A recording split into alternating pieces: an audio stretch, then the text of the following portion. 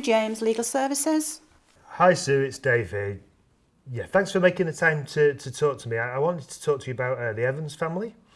Yeah, well, I've been meaning to catch up with you about these for some time now, really, because I think we've come to a point where we want to consider taking some slightly more kind of serious action and have a look at kind of potential legal intervention.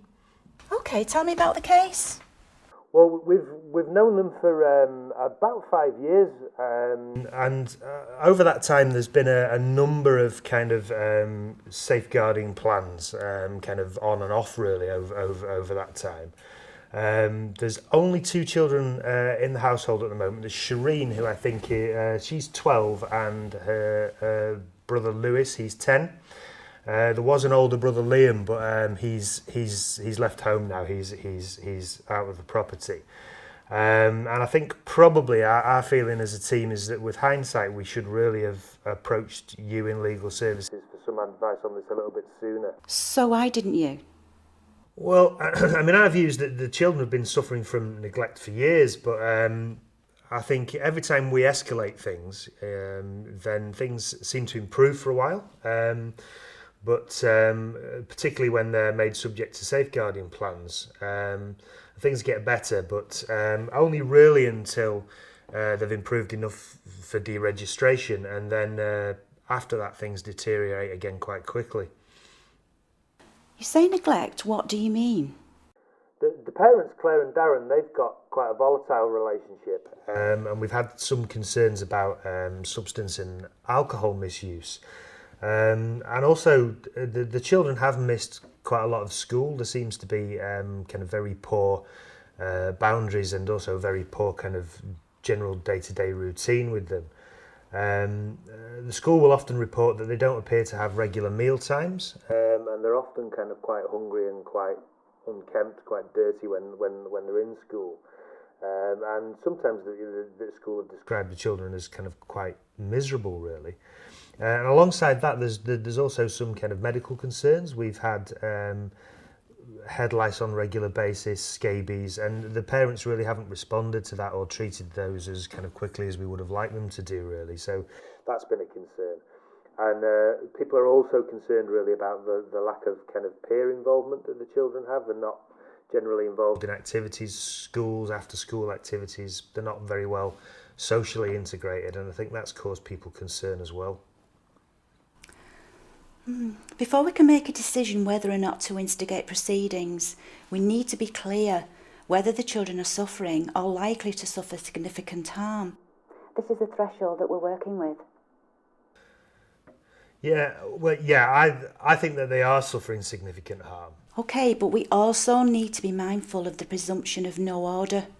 You would need to satisfy the court that only a care order will secure the children's welfare, and be prepared to show how this fits with your future care plans for Shireen and Lewis. No, I understand that, and having tried all of those other approaches, I do think that we're coming to the conclusion that probably a care order is the only way forward here. Well then, we will need to evidence this to the court. Has a social worker kept a chronology detailing the concerns? So, for example, could we evidence to the court how much school has been missed? How many times the children have presented at the school as hungry? Yeah, I think that we could. I mean, the social worker in this case has obviously kept very comprehensive records. So, I mean, I would say that we'd be able to pull that kind of chronology together quite easily. And I think that would demonstrate that kind of clear pattern of improvement and then regression. Yeah, and aside from the factual evidence, times, dates, etc., do you think that we could show the impact of all this on the children?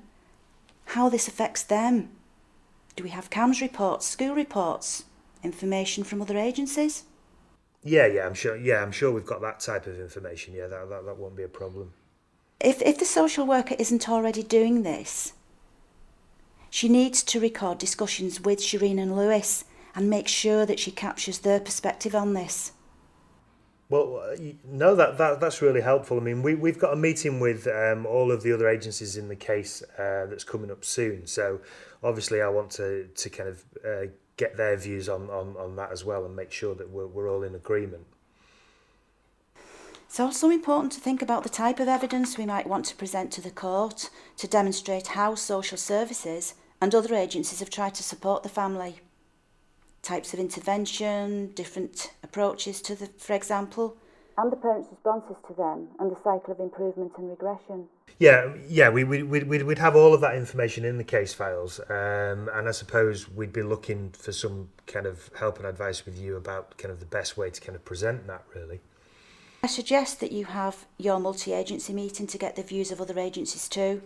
I would also suggest that you share your concerns with Claire and Darren too, explaining that you are considering instigating care proceedings.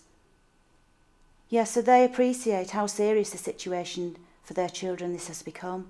Well, it probably would result in an improvement for a while.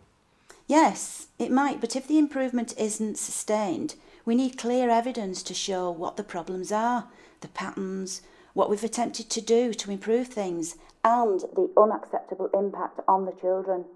Yeah, okay, no, yeah, we understand that. Yeah, that's fine. Yes, I would suggest that we need to set up a legal planning meeting for you, me and the social worker to discuss this case in more detail.